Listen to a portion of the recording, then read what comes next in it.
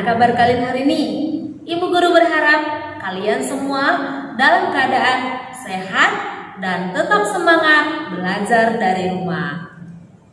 Nah, bertemu kembali dengan Ibu Emil dan Surbakti. Hari ini kita akan belajar mata pelajaran tematik tema 7, kebersamaan, subtema 1, kebersamaan di rumah. Pembelajaran yang kelima dan yang keenam yang ada pada halaman 43 sampai 57. Adapun yang menjadi tujuan pembelajaran kita pada hari ini yaitu yang pertama, kamu dapat menjawab pertanyaan berdasarkan isi dongeng.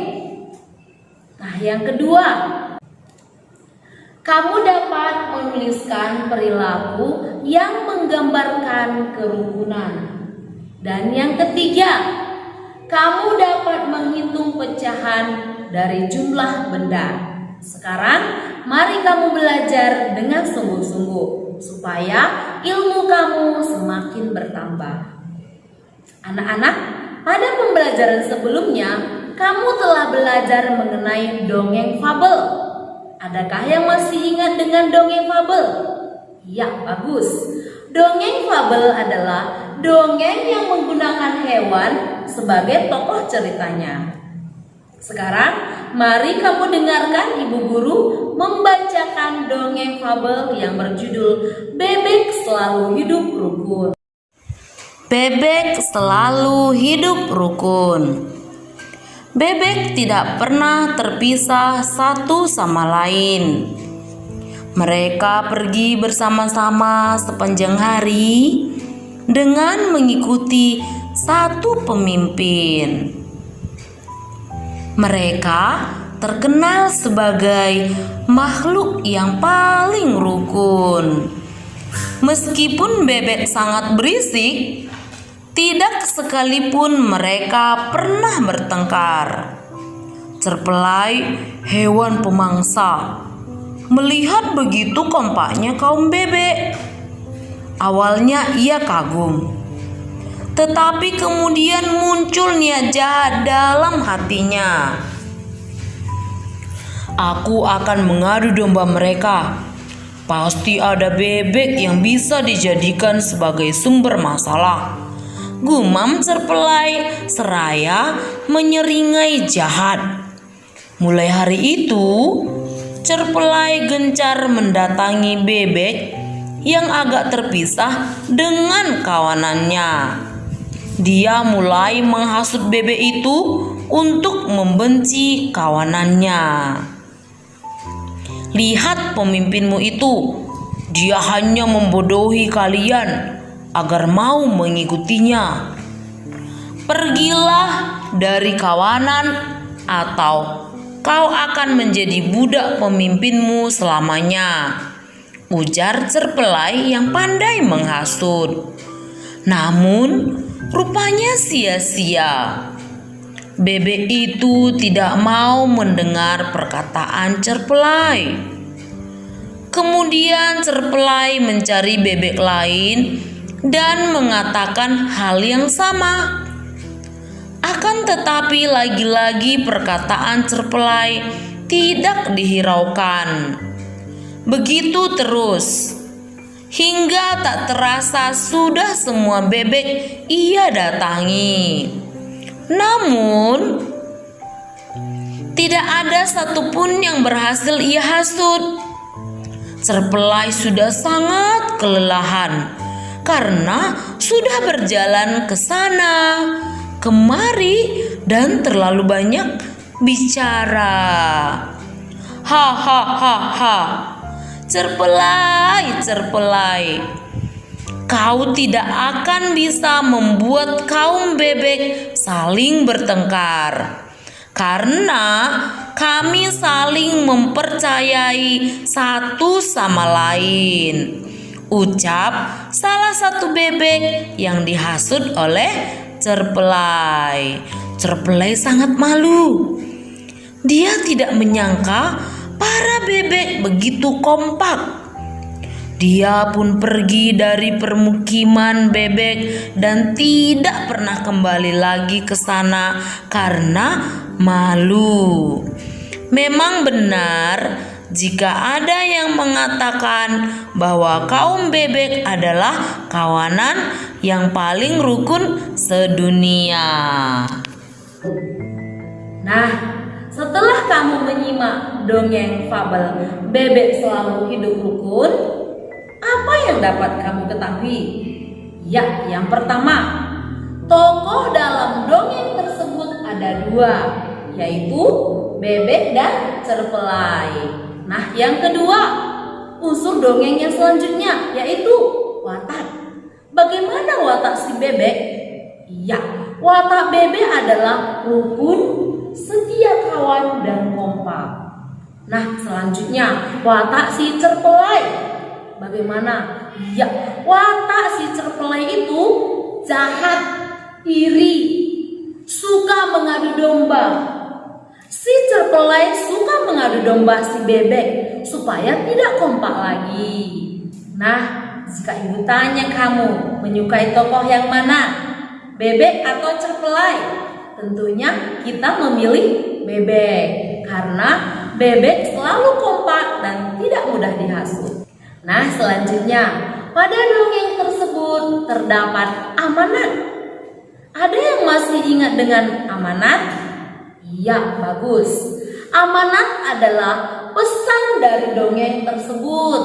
Jadi, amanat dari dongeng Bebek Selalu Hidup Rukun adalah yang pertama, kita harus hidup rukun dan kompak.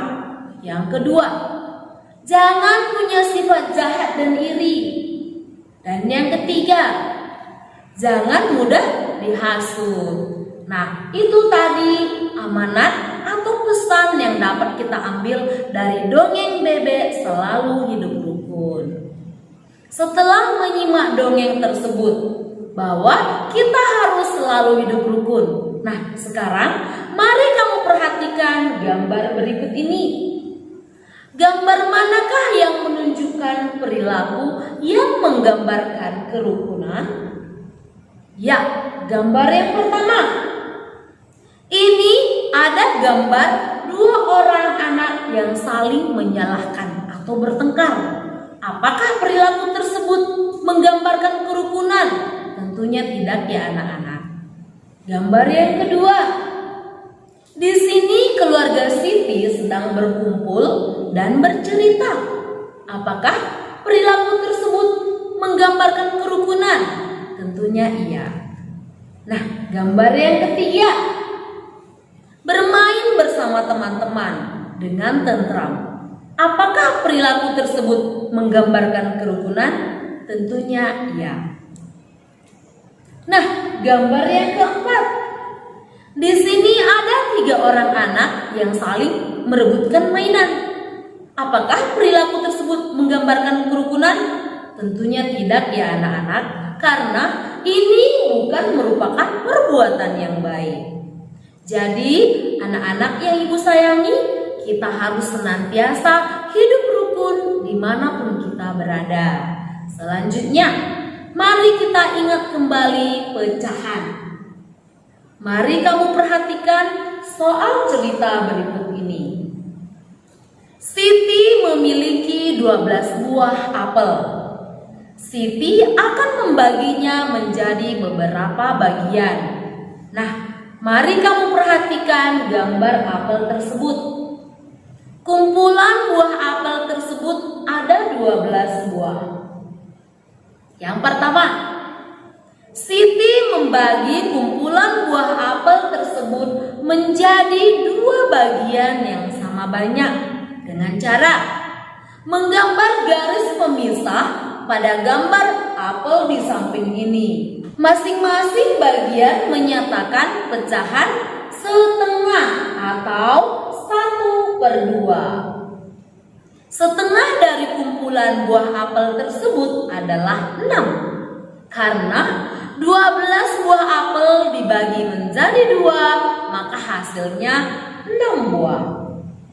Nah, yang kedua, Siti membagi kumpulan buah apel tersebut menjadi 3 bagian yang sama banyak dengan cara menggambar garis pemisah pada gambar apel di samping ini. Masing-masing bagian menyatakan pecahan 1/3 atau 1/3. 1/3 dari kumpulan buah apel tersebut adalah 4, karena 12 buah apel dibagi menjadi 3, maka hasilnya 4 buah. Nah, yang ketiga, Siti membagi kumpulan buah apel tersebut menjadi 4 bagian yang sama banyak dengan cara menggambar garis pemisah pada gambar apel di samping ini. Masing-masing bagian menyatakan pecahan 1/4 atau 1/4. 1/4 dari kumpulan buah apel tersebut adalah 3. Karena 12 buah apel dibagi menjadi 4, maka hasilnya 3 buah. Nah, anak-anak terkasih, itu tadi cara menghitung pecahan dari jumlah benda. Semoga kamu memahaminya.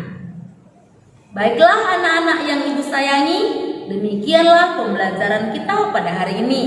Semoga dengan menyaksikan pelajaran hari ini, kamu dapat menjawab pertanyaan berdasarkan isi dari dongeng.